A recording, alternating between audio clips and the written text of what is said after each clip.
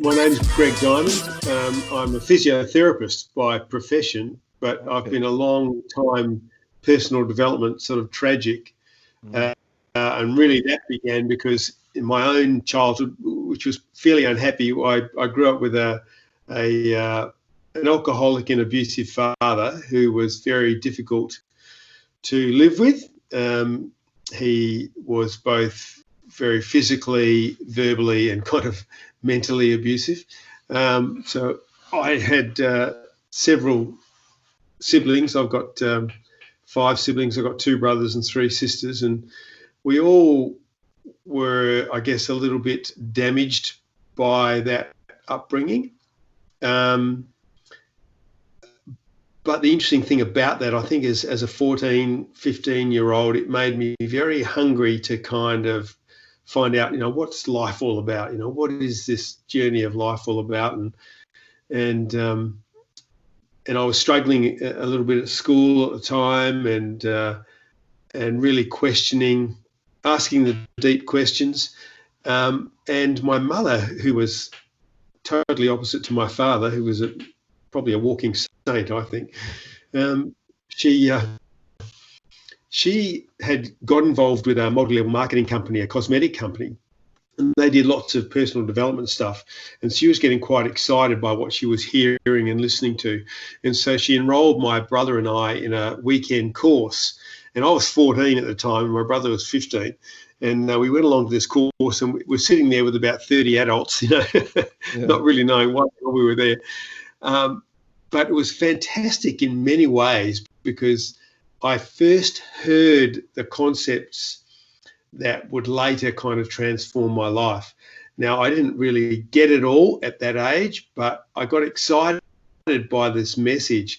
I heard some very motivational speakers, the likes of Earl Nightingale and Napoleon Hill, and I hadn't heard that sort of motivational talk before. And Earl Nightingale said something at the end of it. I don't know if you've ever heard of Earl Nightingale. You probably have. Yeah. He's one of the gurus of personal development from the US, and he said something at the end of this talk. He said, basically, we become what we think about. And that was, to me, a kind of revelation, because I think I was very much stuck in the mold of, well, I am what my environment has made me. Yeah. And the thought that I had some choice about my future, that I didn't have to be a victim of my past or my environment, that I could actually make choices that would take me forward in the direction I wanted to go, rather than being this prisoner to my past, was kind of a revolution for me. It was a revelation for me. Yeah. And it set my mind to thinking, well, what's this all about? How can I forge a new future? How can I break the chains of this painful past and a kind of a new future and I guess a new positive self-image? And that's what put me on the journey, really, doing that course. And I read at that stage Napoleon Hill's, famous book, Think and Grow Rich. Yeah. I think I read it when I was 14. Oh wow! I didn't understand. I just read it recently. Yeah. I've read it about 4 or 5 times since, and I've got it on Audible, the whole bit. But I would say as a basic backdrop in terms of mindset education for every young entrepreneur out there, that's the first book that they should read, or one of the first books. But again, I got the concepts of it, but I didn't really know how to apply it. So I was getting tickled by the potentiality of my future, but I still didn't know, okay, how do I do this? How do I create this new self-image? How do I create this new future? So I read The Power of Positive Thinking by Norman Vincent Peale. I read Dale Carnegie's famous book, the How to Win Friends and Influence People. I was on this That's on one of this my track. favorite books, actually. Yeah, it's a great book, actually.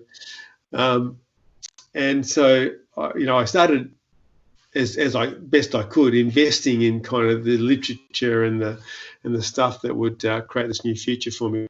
But I was still very stuck in the pain of my past and this very poor relationship with my father. And so that was really dictating terms for me, probably till I left school. And even in my first year at university was a complete disaster. I think going from a Catholic all boys school to free university, I got a bit stuck into partying and the freedoms that suddenly came my way, and I was probably not as concerned about my study as I should have been. So I came towards the end of that year and it was a complete disaster. I think I failed 3 out of my 4 units. Wow. I was looking at my future and going, oh my God, where am I going? And at the same time, I was going through a bit of a spiritual renewal. I had kind of rejected my religion, rejected the concept of God. And I was going through that kind of young, agnostic, atheistic kind of, yeah, exactly. But in my 18th year, I had a spiritual experience, which I won't go into here, that kind of convinced me that there was something more out there, that what I was rejecting was actually a reality. And so I had this kind of God experience. And then a couple of amazing things happened, and I got kind of rejuvenated in my study. I got accepted into doing physiotherapy, and I launched into that career or that study. But I was still very, very much this 50% student. I was getting 51% of 49. It was I was hanging around that 50% mark. And not really working anywhere near as hard as I could. But I think I had this dreadful self-image, and I didn't know whether I could do it, whether I was capable of it, whether I was worthy of having more from life. And then the church group that I'd been a part of put a whole lot of young people through this course by an American guy called Louis E. Tice, and it was called by a company called the Pacific Institute, and it was called Investment in Excellence. Yeah. Again, because of my interest in all things personal development, I thought, oh, this is great. That was a fantastic course, and it kind of put me on the road. Rather than things being all conceptual and kind of in my mind and being more of an intellectual trip, this had some practical tools on how to use what I was learning and apply it to my life and situation, so that I could get and see the changes that I kind of knew, were potentially out there. Yeah. And so I did this course, and that's when I was introduced into like affirmations and visualizations and vision boards and all those sorts of things, which are probably, you're probably very aware of. Yeah. Even goal setting, like the science of goal setting and things like that, which seem, very ordinary, mundane now for anyone who's seeking a life of purpose and direction. For me, it was all a bit of a revelation. I did this course, and I had decided that I was going to fully and so on.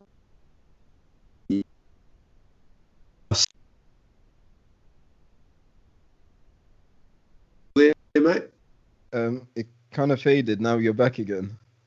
Oh, yeah, we had a bit of a break in Yeah. communication there. And so I got into this doing my affirmations, and I decided that, no, I was going to put it out there. I was going to be an 80% student. So I made this goal. I was Conscious going to achieve decision. Yeah. 80% in all my clinical stuff that I was doing in the next 12 months. And sure enough, I went from being, a 50% student. I think the lowest mark I got in that next 12-month period was 75%. Wow, amazing. And was I that think like an that was immediate change after you made a revelation?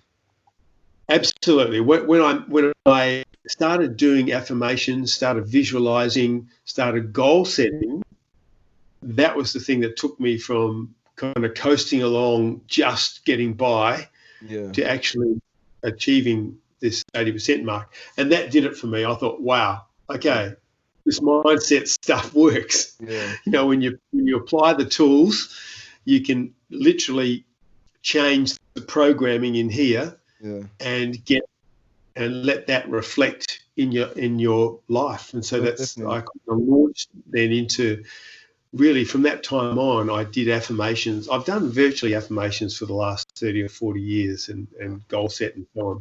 Apart from the affirmations, what were some of the habits that you adopted that helped change your mindset? So some of like the day-to-day habits or changes in your routine, for instance. I think, well, routine would probably be that developed over time. But certainly my daily routine now, because I recognize that, self-discipline is really important. If you lack discipline is a muscle. You can work it and you can build it. And I certainly have done that over my life. And I would start every morning. I'm probably jumping a few years now, but I think there are definitely success routines. And when you talk to any of the gurus out there, whether it be your John Assaraf's, whether it be your Brian Tracy's, whether it be your Brendan Burchard's, whether it, all the guys out there, your Brené Browns or your Marie Forleo, they all have and have worked out the discipline of a daily routine. I start every day with at least 20 minutes of meditation. I then I do 20 minutes of affirmation and visualization, where I literally imagine the life that I want. I have my goals. I read my goals. I read my affirmations. And if people aren't familiar with affirmations, an affirmation is a positive statement, first person, present tense, of the change or the goal or the thing that you want to achieve in your life, written as a statement that you read every day and at least twice a day.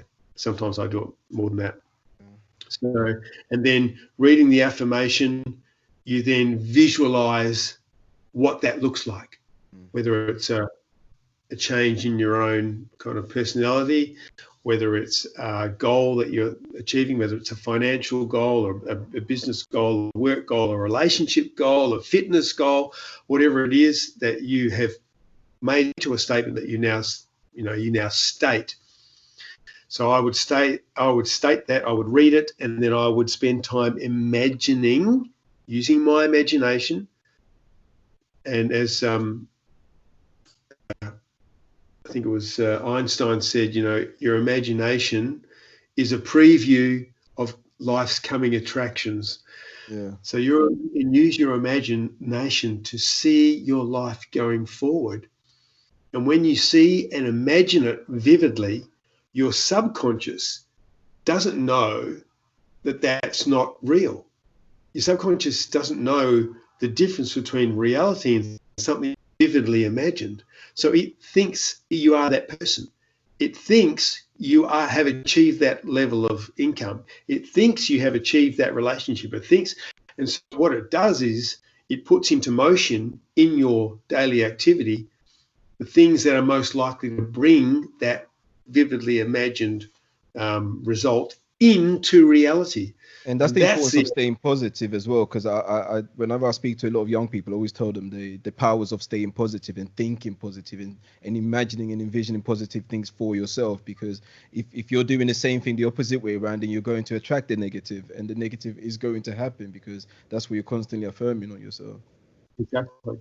And we know that we know from the psychology research that you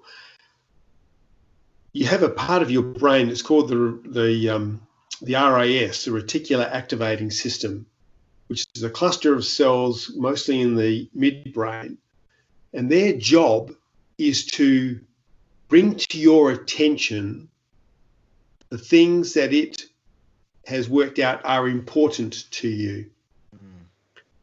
So people think it's magic, like the law of attraction, that things, they make these statements, they imagine this result, and things start changing in their life. But in reality, it's about the reticular activating system, because what it does, it's the thing, if you ever bought a new car and you've got a car and say you bought a VW and now you've got your new car and you're driving along the road and it looks like every second car's a VW. Yeah. And Yeah. you've never noticed all those VWs before, but now you've got one. Your RAS, your brain has decided, obviously having a VW is important to you, so let me point out to you all the VWs in the world. That happens to me a lot. Yeah, and I never used to realize what that was in terms of like the mechanism that you just explained. I just used to realize, wait, now there's like blue Fords everywhere. It's like how come there's all of a sudden blue Fords everywhere since I purchased one? Exactly. It's like I remember when we had our first baby, and you're not. I've never noticed baby stuff before, but all of a sudden, Anne's pregnant. We're going to have a baby, and all of a sudden, there's a baby clothing shop over there. I never noticed that before, even though I've driven past it 10 times. Yeah. Oh, look, there's a daycare centre there. Oh, I never noticed that. I never noticed that daycare centre there before, even though I've driven past it on my way to work 50 times. Yeah. So all of a sudden, your brain gets tuned into what you are now programming is important to you. When you vividly imagine something, a lifestyle, a home, a job, it starts pointing out to you all the things that will lead to you getting that situation manifest as a reality. So all of a sudden you bump into a person that you haven't seen for ages and you're having a conversation, and in the conversation they mention something about a job that you've been imagining that you're going to procure, and you say to them, where's this job? At my work. Okay, where's your work? And all of a sudden you think, wasn't that a coincidence? But you would have had the same conversation, but because you hadn't programmed your RAS to look out for you, you wouldn't have even picked that up. Yeah. But now you've heard in this conversation an inkling or some clue from this conversation that there was a job at this guy's work that might suit you, and because it's the picture that you've built up in your mind by your vivid imagining and your affirmation. So that's how your RAS works for you. All of a sudden it plugs into creating and providing you with the things that are already in your environment that you would not have seen before, that will actually take you closer to the realization of your dream. Business opportunities, and as you mentioned, job opportunities, everything just starts being highlighted to you and you're able to then pinpoint. Absolutely. Yeah. All of a sudden you see it. In fact, it was always there, but you weren't programmed for it. Yeah. So that's where it's very exciting when you start to this stuff, how coincidences start to happen, how you see things that you didn't see before. We know that you don't see something and believe it. We believe something and then we see it. That's kind of how it works. So, and that's our world. We think we are seeing the world via our senses, and we are, But our senses let through the information, or our activated system filters through the information that confirms our belief. Yeah. So this is the other thing, that when you get into affirmations and visualizations and you change the belief about yourself, now you give your RAS and your subconscious the chance to reprogram the old self-image to a new self-image, which then opens up your world. It gives you the self-belief. It gives you the sense of worth that you need to achieve the new goals, the new levels, and new ideals that you're kind of going through in life. So it's a very exciting thing. It's all psychology. Yeah, it really is, and it's quite intriguing because recently I was having a conversation with someone, and it's actually in relation to what you initially talked about in regards to you realizing that you wasn't your current state or your current environment, that you're worth more and you can possibly become more with these necessary changes. And a question that someone asked me was that does everyone have the ability to change? Like, is that ability innate in all of us? Because I believe it is, but there's some people out there that have accepted their current state so deeply that they just believe that they're not a part of this change, and as that being the case, then they would just live as they are. Well, we know from the science that's simply not the case. Yeah. Most of us, when we're born, 50% or more of our brain cells are not wired together. They're just floating around free. And they will wait to wire together as we make sense of our environment through our senses. So if you like, half our brain is unformed, and it will form, particularly in the next 3 to 5 years, with the input that it gets.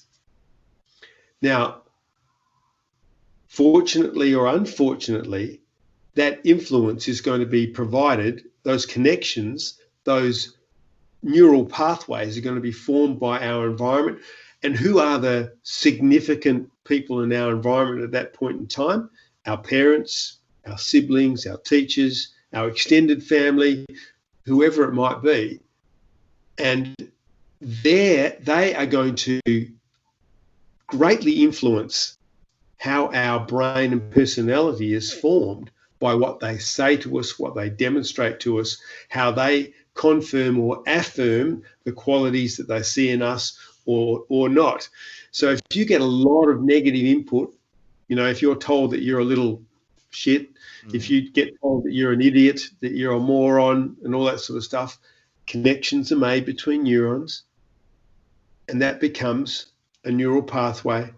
The neural pathway joins with other neural pathways. It becomes a neural network. The neural network now holds that belief. Wow. So most of the beliefs that we have about ourselves are formed in the first 5 to 6 years of life, most of which we have no influence over. They are basically put on to our brain, and we live. For some of us, we live the next 60 years of our life, 70 years, 80 years of our life with a impression of who we are put on our brains in the first 5 years of life, and we never get beyond it.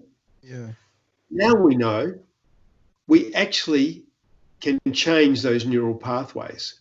We can change personality. You can develop gifts and talents and abilities. We never lose the chance to form new neural pathways. We used to think that we had, your trillion neurons when you were born in your brain, and that was it. It was all downhill after that you just lost them. But now we know we actually never lose our ability to form new brain cells, or to make new connections between brain cells. Yeah, and I think that's so true, because when you speak to a lot of people who grew up in environments where fear and anxiety and all these things were kind of imposed on them, when they reach a certain age in life, they're fearful of absolutely everything, and that's in regards to taking opportunities and taking chances. And how do we go about sort of like regaining our courage again? Because if you grew up in an environment where fear was instilled in you as like one of your core fundamentals, how do you come out of that? I think the first and very real thing is awareness. And this is where I think reading stuff like watching, listening to podcasts and watching stuff online, reading good personal development books, is you grow in your awareness that the old pattern, the old programming is just that. It's just a program. And like any computer program, it can be wiped. It can be modified.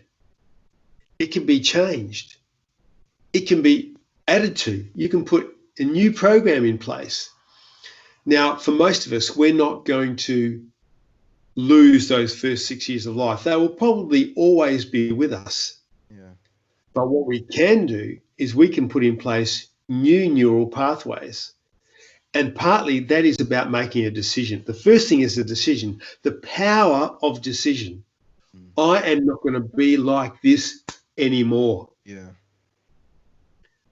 And when you make that decision, that's a neural pathway. If you've ever seen the online, you can see where the neuroscientists have shown where when a new thought forms, where two neurons join up and a neural pathway is formed, and you see a new concept actually makes connections and becomes a reality. So when they say, thoughts are things, literally they are things. They are this very real connection between brain cells. So you can make new pathways, new thoughts provide new pathways, and then what you have to do to make any new pathway stronger, you have to reinforce it. How do you reinforce it? You repeat the thought. You repeat the words. Yeah. And that's where the affirmations come in. Yeah. Exactly. Yeah. So repeating affirmations, words, and then thinking about it and then visualizing what that looks like, you turn that thin neural pathway into a road, into a highway, into a super highway, into a freeway. Yeah. So that's all our thoughts, all our actions, all our habits of thinking and acting are just neural pathways that have now become established as part of our program. So you can create a new program, and that's exciting. Yeah. It means none of us are stuck where we are. All of us have the power and the potential to change. And that's unequivocal now. We understand by the science of brain plasticity, we all have the power to change, and that's exciting. Doesn't mean it happens overnight, but we all have the power to change, and that's just a decision. It's then reinforcing that decision. It's visualizing that decision, and then it's taking action to reflect that decision. Yeah, most definitely. That's amazing to hear, because I think some of the struggles that people tend to have mainly is just acknowledging the fact that you can be the change that you want to happen.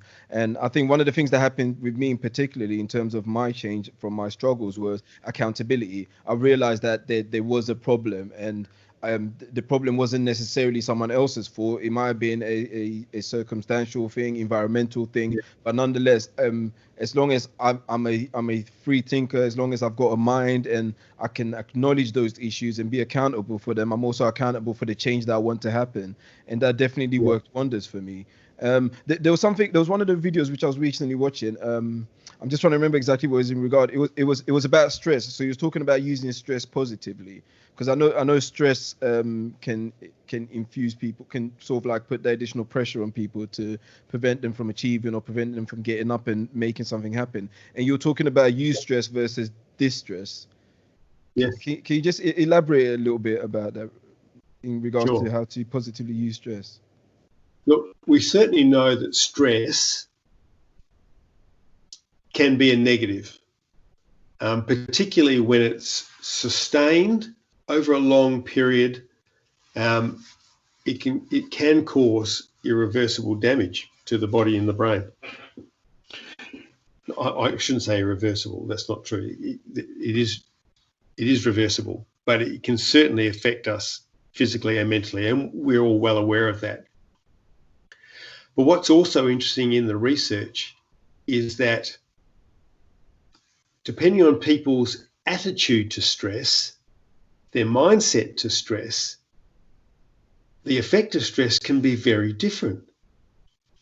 And the research shows that if people, there was a great study done where they looked at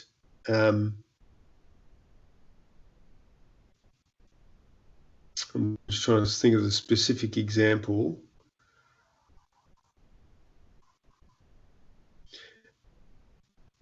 There's one great one done with hotel workers in the States, where hotel workers were, a group of hotel workers were told, these are the people, that clean the rooms and look after the place, clean the place. And this group were given a lecture on the fact that the calorie output and the exercise that they were doing when they were working was the equivalent of a gym workout every day. Wow. And the control group weren't given that lecture. And then after 6 weeks, the group that were told that their work was the equivalent of a gym workout every day had lost on average, I think, 15 pounds between each worker on average. What had changed? The control group lost no weight. This group lost all this weight. The only thing that had changed was the information that these people had this talk, which had changed the way they thought about their work. Yeah. And the same thing has been found with stress. When people were given a lecture about stress being, there were two groups. One was given a lecture about the stress being positive, that it stimulates thinking, that it stimulates creativity, that provides energy for work, that it has all these positive outcomes. The other group were told, look, stress can be very detrimental. It can affect your health and well-being. It can, affect your mental health. Then the two groups were taken through various stressful exercises. And we're not surprised, the group that were told that stress has all these positive effects way outperformed the group that were told that stress was a negative thing. So what changed? Both groups, there was no difference other than one was given a lecture about the positive effects of stress. Yeah. So your mindset, how you think about stress, will actually affect how you are actually affected by stress. Yeah. Both mentally and physically. So, and when you think about it, nothing grows, nothing expands, nothing gets better without some stressful action. If you're a bodybuilder, say, and you want to, build up your biceps, the gains, you can't build your biceps up unless you stress them. Yeah. How do you do that? Well, you barbells and use weights. Yeah. And literally you stress the muscle. In fact, the more you stress it, the more growth you will have. And when you understand that stress can have this positive effect, then it changes the way you deal with stressful situations. Yeah. Now, there are also tricks and tips for controlling overwhelming stress. And then I think you get into things like doing breath work. Yeah. Taking 6 slow, deep breaths and blowing them out through pursed lips. Big breath in. It's amazing how that lowers your cortisol levels. Yeah, because I realized that actually when when people breathe most of the time, we're not really breathing in a controlled manner. So we're breathing in a way which most of the time is most likely stressing the body even more than it's supposed to. So it's just Yeah. those simple processes that we're not doing correctly because we constantly seem to be under stress. So we end up doing things that are stressing the body even more because of how we perceive it.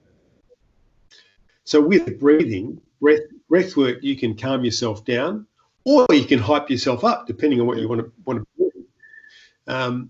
And I would recommend a book by Dan Brule called Breathwork, I think it's called,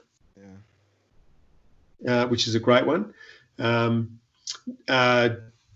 John Assaraf talks about in his book Inner Size, which has some great exercises. But he talks about. I'm gonna check if that's on audiobook. I'll check that out. Yep. That's a great thing to do. And people can go online and get into Wim Hof stuff. Wim Hof, he's the Iceman. Yeah, the guy that swims in the Arctic and Antarctic and, climbs Mount Everest in his shorts and boots and no shirt. Amazing guy. Yeah. But control whole physiology by using breathing. So breath work is a fabulous way to get hold of an adverse stress response. Yeah. So it's good to learn the tips and tricks of controlling an adverse stress response, and you can do it with breathing. And the other thing to know is stress is not the enemy. Stress can, in fact, be very powerful in terms of taking you forward. Our brain, it's interesting. We know that what stimulates new brain cells, for instance, is a protein in the brain called brain-derived neurotrophic factor. Now, the thing that stimulates BDNF to be produced is physical exercise, particularly high-intensity work or even weights work. Now, what will happen is if those new cells are produced and they'll hang around for 3 to 4 weeks, but if no connection is made between those cells or to those cells, you will lose them. Okay. And what we know makes connections are new learning. Mm-hmm. So if you like, stressing your brain by particularly like a new language, a musical instrument. Yeah. That's why they say it's important to have kids play instruments and get involved in sports because it helps the brain develop. Absolutely. Brain training, doing puzzles and all those sorts of things can all stimulate connection. And the other big powerful connector is social interaction. So getting into social situations, relating to people socially. And of course, as people get older, the 3 things they tend to do is they do less, they're less active, they stop learning, and they become more socially isolated. So the 3 things that are going to physically and mentally affect you are those 3 things. So if you want to, push your brain, if you want to expand your brain, you've got to stress it a bit, both with physical exercise and with new learning. So we all grow from stress. We can't live in a stressless environment. We will wither away and die, both physically and mentally. So stress is good for us. That's fantastic to hear. Because I think during the lockdown, one of the biggest factors and worries for most people has been stress because everyone's at home, they're worried about what's happening out there in the world, and they're just trying to find new ways of keeping themselves active. And that's why I'm always constantly pushing the importance of exercising and reading, because you've got all this free time that there is ways of keeping the mind and the body active. Absolutely. And there is, this situation is not great, but people have so much information now at their fingertips, and there's been so many good people out there putting courses up for free, just trying to help people. Everything from cooking to postgraduate degrees people have got online. I'm taking advantage of a few of those right now at the moment. I'm doing a few Harvard and Open University stuff at the moment. So brilliant, absolutely brilliant, and it's so stimulating.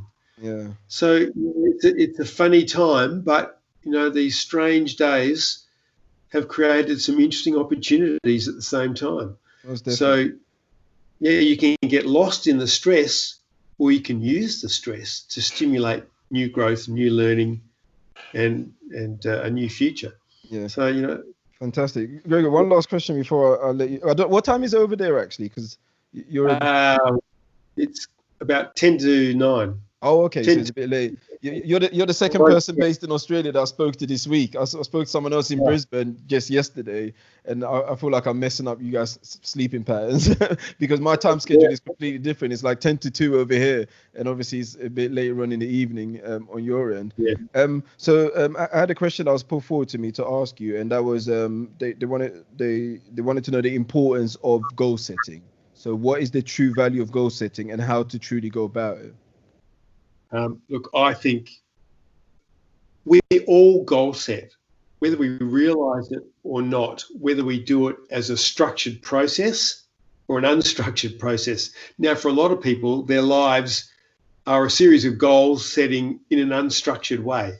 Yeah. You know, when you get up in the morning and you're thinking about getting home for dinner that night, you set a goal.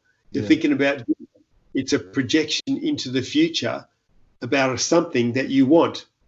When you're thinking about the weekend coming up and you're thinking about the things that you want to do on the weekend, you are goal setting. No, I want to catch up with my mates and have a beer down at the pub. You know, that's a goal setting thing.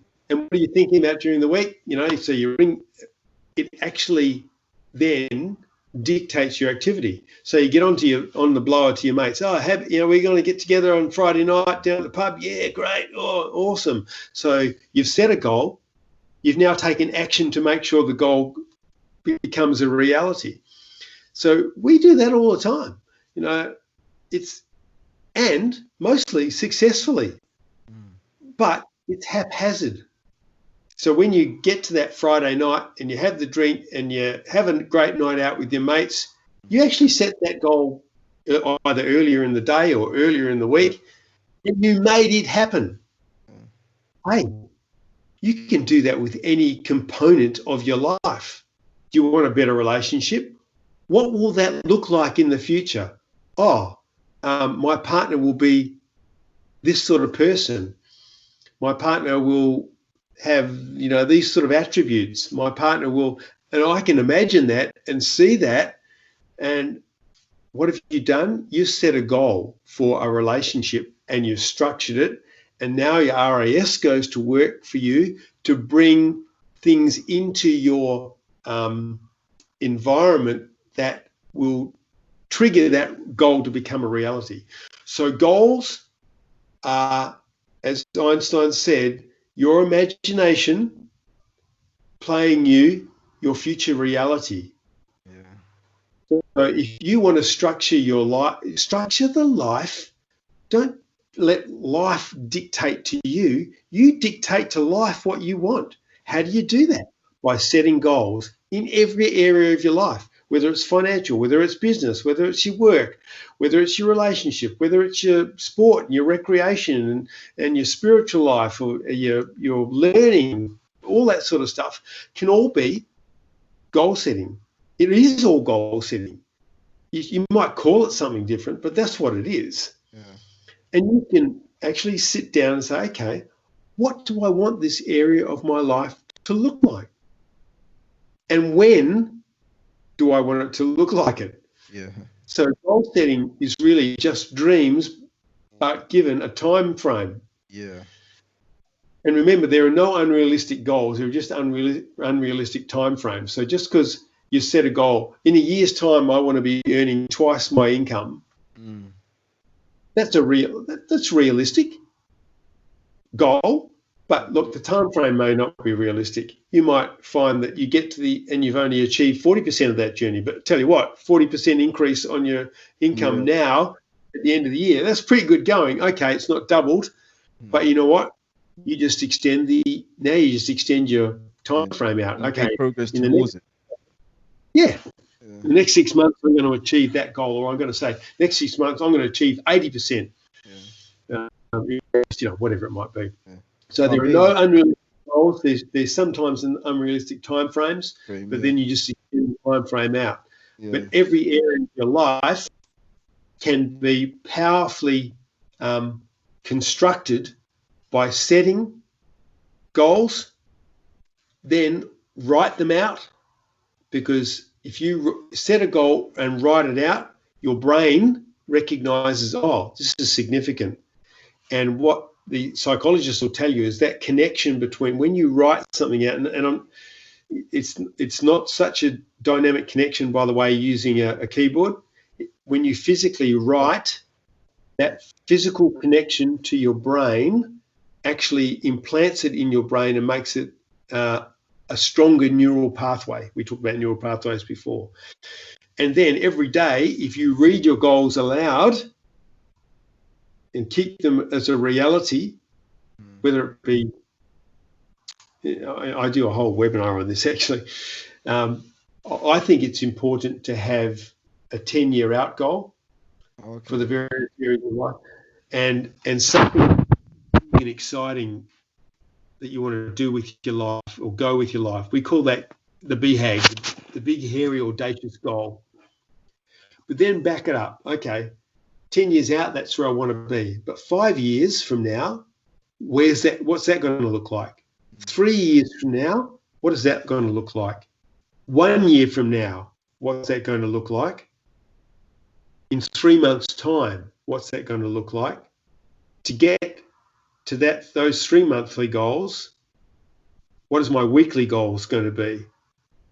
Now, what are the tasks I need to complete today to make my weekly goals?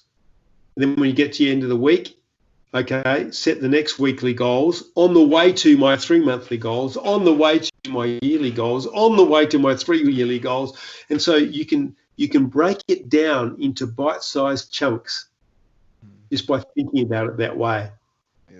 And that's really important, again, from our psychology, because we know from the psychology that what is really powerful for human beings is the sense of progress. So if you can take a bite-sized goal that day, if you've got a task that you complete, it gives you a lift. You feel like you have momentum. You feel like you have direction and progress. And that is a positive thing. It releases all those great chemicals in your brain like dopamine and serotonin and oxytocin.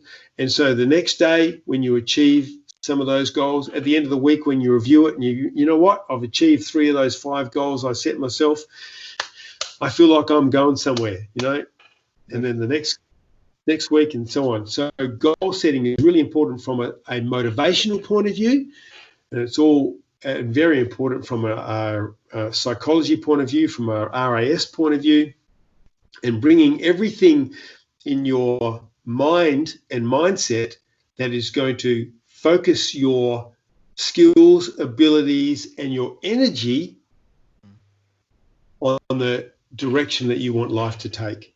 Yeah. So goals focus you. You know where you're going. You can't. What is it? I think Zig Ziglar says, you'll always hit a target you're not aiming at. Like, in other words. Yeah. I didn't say that quite right, but basically, I think I know which quote you're talking about. Yeah, I think I know which one. So, if you're not aiming at anything, how can you hit anything? Yeah. If you're aiming at a bullseye, if you're doing archery or you're shooting a gun at a target, even if you miss the target, at least you're aiming at it. Yeah. And what you do then is you correct your aim. And if you think about it, any successful outcome is just a series of corrections for being off target. Yeah. If you like, failures are just an opportunity to correct. Yeah, definitely. Yeah, and I think, so, failures, when you do come across failures, it's not a case of overly beating yourself up about in regards to that failure. It's about realizing and reflecting and seeing what was done wrong and then correcting it for the next time around. As they say, failure there's no such thing as a fail. It's a lesson, in essence, if you're trying to get to a particular destination. So that makes so much more sense. Yeah. Most definitely. But Greg, I really appreciate that today. Like, I mean, I felt that I've learned a lot myself, let alone my audience. So I think initially the worry that I felt most people had in regards to why I wanted to speak to you was that a lot of people feel like their situation and their current circumstances, that's it. And I wanted to demonstrate to them that no, your current circumstances and situation, it doesn't make you, and it should definitely not break you, and it should serve as a motivator for you to be able to go out there and change your mindset, first of all, in understanding what position you are in, and understand that there is better out there. And if you do want this better, there are processes you can take in order to achieve the better, which you have clearly highlighted for us today. So I truly appreciate that. Is there anything else you wanted to leave the audience with before we head off? Look, I was very interested when you were saying before about how you realised you had to accept responsibility for life, and I came to the same point that despite the fact that I had this past which was forgettable, in many ways that past was a gift to me, because it gave me the mindset and the motivation to change my life, to get more from life than I received. And you are not responsible. We are not responsible for us, as I said, those first 5 or 6 years of life. We have little chance to change that or to influence it. But now, as adults, we have the power to change that old programming. So we're not responsible for the pain of our past, but we are responsible for the direction of our future. We now have the power and the opportunity to take our own lives back and to make our lives what we want to make it. We don't have to play the victim anymore. We don't have to be the puppet on the end of the strings. We can become the puppeteer. And your comment reminded me of I was lucky enough to have dinner with Jocko Willink, who's the Navy SEAL. Yeah, amazing. Amazing guy, and really, really interesting guy, and has a great podcast as well. And he wrote a book called Extreme Ownership. Highly recommend people to go. It's about accepting responsibility for your own life, no matter the trauma, the pain, and the problems that may have beset you in the past. Don't blame anyone else. Don't blame the government. Don't blame the tax system. Don't blame your education. You have the power now to take your life and do with it what you will. You can become the master of your own ship, the creator of your own life. You've the paintbrush is in your hand now. That's the message I really want to get out to people. You can take up the baton and make your life your own. And that's the exciting thing about what we understand now about the brain and positive psychology. That's amazing, Gregory. That's an amazing piece to end it with. Like, it's left me feeling even more motivated than I was earlier on this morning. So I really and truly appreciate that. And I hope my audience and my listeners, and particularly like my young audience, get something of extreme value out of this, because I definitely did. And hopefully one day we can catch up again in the near future and delve further deep into some of these topics. So I really appreciate you coming on Let's Do Humans podcast today, Gregory. And hopefully you have a fantastic day. Well, what else you got? Well, you're in the evening right now, so I'm sure you're about to head off to sleep shortly, aren't you? Shortly, I'll be heading off to the We're pretty busy at the moment, as I said, packing. We've sold our house. Up, we'll be out soon. So it's all go. Oh, okay. Well, good luck with that, and hopefully we catch up another time, Greg. It's been an absolute pleasure hearing from you today. Take care. Thanks, man. Stay safe and take care.